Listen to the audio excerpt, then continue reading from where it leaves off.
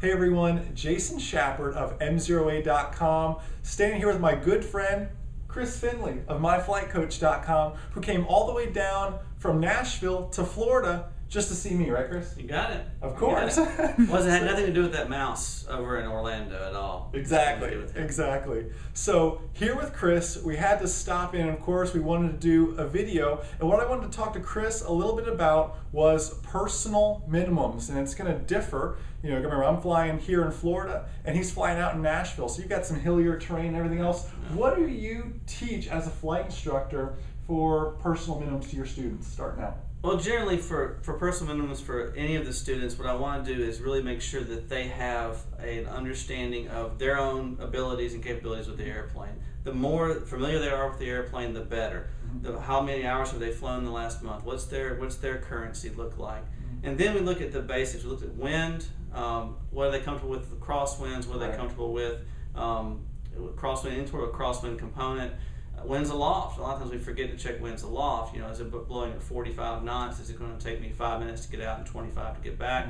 What about weather patterns and weather systems? What's the weather going to do? A lot of students make the mistake of checking the weather now and not checking the weather when I'm coming back. So they need to really make sure to check what the weather is going to do while they're flying.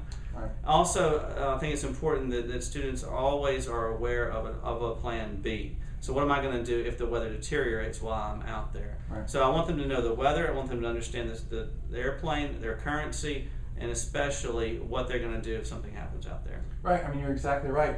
My personal minimums change from whether I'm flying the 150 or whether I'm flying an airplane I'm just not familiar with. Right. I mean, or what's my frequency of my flights? Like you're talking about currency. I mean, it really changes and fluctuates. So what we want to know from you guys is, what are your personal minimums? Let's say maybe you're going through your flight training. What are some personal minimums you set up for yourself with your instructor for soloing or doing your cross countries? What about you already have your private pilot certificate or you're an instrument rated pilot? What are some of your personal minimums? And you can give us just a general description. You can give us some hard numbers like such and such ceiling, 8 knots of crosswind. You can have those hard numbers as well. Regardless, it's something you really need to set up. So go ahead and in the comment box below this video, leave me a comment and tell us, what are your personal minimums? So guys, that's all Chris and I have for you this week. And most importantly, how do we end it, Chris? A good pilot's always learning. Hey, have a great day, guys. See ya.